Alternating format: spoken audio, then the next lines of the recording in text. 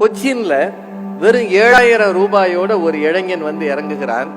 North இந்தியால இருந்து வந்திருக்கிறான். அவனுக்கு ஹிந்தி, ஆங்கிலம் தெரியும், மலையாளம் தெரியாது. அவன் கையில இருக்கிற 7000 ரூபாயும் ஓயாம செலவு பண்ணக்கூடாதுன்னு அவனுக்கு உத்தரவிடப்பட்டு இருக்கிறது. உனக்கு சாப்பாடு வேணும்னா நீ உழைச்சு சாப்பிடணும் அப்படின்னு அவங்க அப்பா சொல்லி அனுப்பியிருக்கிறார். ரொம்ப பரிதாபமா அவன் வந்து பஸ் ஸ்டாண்ட் ஓரமா நிக்கிறான். குளிர் அதிகமா இருக்கு. தங்கணும் அப்படின்னா மட்டும் சின்னதா 3rd ரேட் 4th ரேட் ஹோட்டல்ல அவன் ரூம் எடுத்துக்கலாம்னு அவங்க அப்பா சொல்லியிருக்கிறார். 150 ரூபாய் 200 ரூபாய்க்கு கொச்சின்ல சரியான ஹோட்டல் கிடைக்கல. 10 ரூபாய் 20 ரூபாய்க்கு தெருவோரத்து சாப்பாட்டை அவன் சாப்பிட முயற்சி பண்றான். மூட தூக்கலாம்னு போறான். அவன் அழகா இருக்கிறத பார்த்து யாருமே சேர்த்துக்க மாட்டேங்கிறாங்க. அப்படியே ஒரு வாரம் அப்படியே தெருவிலேயே சுத்திட்டு கடைசியில ஒரு ரெஸ்டாரண்ட்ல வேலை கிடைக்கிறது. இந்த ரெஸ்டாரண்ட்ல போய் அவன் வந்து ஒரு வெயிட்டரா உட்காந்துருக்கான். அங்க எச்சில் தட்டு எடுக்கிறான், டேபிள் துடைக்கிறான். அங்க இருக்கிறவங்க மலையாளத்துல இவனை பார்த்து திட்டுறாங்க. அதை கேட்டுக்கிட்டு சந்தோஷமா வாங்கிக்கிறான். ஏன்னா அவனுக்கு பொருள் தெரியாது. எப்பவுமே பிற மொழியில நம்மளை திட்டினா சிரிக்கலாம், அர்த்தம் தெரிஞ்சது தானே. ஒவ்வொரு ராத்திரியும் அவனுக்கு போராட்டமாக இருக்கிறது. அவனால என்ன செய்வது என்று தெரியவில்லை. 1 மாதத்தை ஓட்டணும். ஒரு வேளை உணவுக்கு இந்த சமூகம் எவ்வளவு கஷ்டப்படுகிறது என்பதை அணு அணுவாக புரிந்து கொள்கிறான். பில்லு கொடுக்கிற ஒவ்வொருத்தரும் பணக்காரங்களா வர்றதில்லை. சில பேர் பில்ல வரிசையா பாக்குறாங்க. எது நம்ம சாப்பிட்டதுதானா, வேறவன் சாப்பிட்டது இதுல சேர்ந்துருக்கான்னு செக் பண்ணிட்டு பில்லு கொடுக்குறாங்க. சில பேர் அடுத்தவன் பில்லு சேர்த்து கொடுக்குற அளவு பணத்தோட வர்றாங்க. இந்த சமூகத்தில் இருக்கிற பல்வேறு விதமான மக்களை எல்லாம் அந்த பையன் பார்க்கிறான். ஒரு 15 நாள் 20 நாள் கழிச்ச பிறகு அங்க ஒரு ஐடி செக்டார்ல வேலை பார்க்கிற ஒருத்தன் வந்து சாப்பிட வரான். இப்ப இவன் வெயிட்டரா அங்க வந்து நின்று ஏதோ பரிமாறும் போது அவன் இவனை பார்க்கறான். இவன் வேற ஆள். இவன் ஒன்றும் சாதாரண ஆள் கிடையாது. இவன் முகத்தை பார்த்தாலும் இவன் பேசுகிற ஆங்கில ஆக்சென்ட் இருக்குல்ல, இது எதுவுமே வெயிட்டருக்கான இடம் இல்லை. இவன் எங்க கிடந்த பையன்னு அவனுக்குள்ள ஒரு சந்தேகம் வருது. அவன் இவனை கேட்கிறா, டே நீ ஏன் இங்க இருக்கிற, நீ என்ன படிச்சிருக்கிற, நீ யார், முதல்ல நீ எதுக்காக இங்க வேலை செய்யற? அந்த பையன் ஒண்ணுமே சொல்ல மாட்டேங்கிறான். ஓகே, நான் வந்து என்னோட ஐடி கம்பெனிக்கு உனக்கு வேலை தரேன்.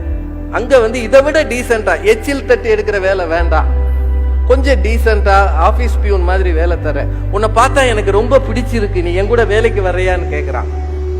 இவன் வர்றேன்னு சொல்லிடுறான். ஏன்னா இவனுக்குள்ளேயும் கொஞ்சம் சௌகரியமா இருக்கணும்ன்ற ஆசை இருக்கு.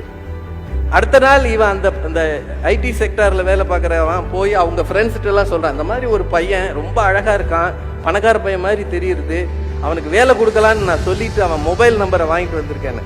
அவன் ஃப்ரெண்ட்ஸ் எல்லாம் சொல்றாங்க, உனக்கு இது தேவையா, அவன் யாருன்னு தெரியுமா, ஏற்கனவே தீவிரவாதிகள்லாம் இப்ப உள்ள வர்றாங்க நம்ம நாட்டுக்குள்ளன்னு சொல்றாங்க, கண்ட கழுதையும் வேலைக்கு வச்சு உன் உயிருக்கு விலை வைக்காத, விட்டுரு அப்படின்றான். அதுக்கப்புறம் இந்த பையன் அந்த ஹோட்டல்ல இருந்து அவனை பலமுறை கூப்பிடுறான். அவன் போனே எடுக்க மாட்டேங்கிறான். அதுக்குள்ள 1 மாதம் முடிஞ்சிருது. 30வது நாள் அந்த பையனை அழைச்சிட்டு போறதுக்கு குஜராத்ல இருந்து ஒரு பெரிய டீம் வருது. அந்த பையன் இந்தியாவின் முன்னணி எக்ஸ்போர்ட் நிறுவனம் டைமண்ட் எக்ஸ்போர்ட் நிறுவனத்தினுடைய முதலாளியின் மகன். பல 1000 கோடிகள் தொலக்கியா ஃபேமிலி, இந்தியன் எக்ஸ்பிரஸ்ல அதை பத்தி செய்தி வந்திருந்தது.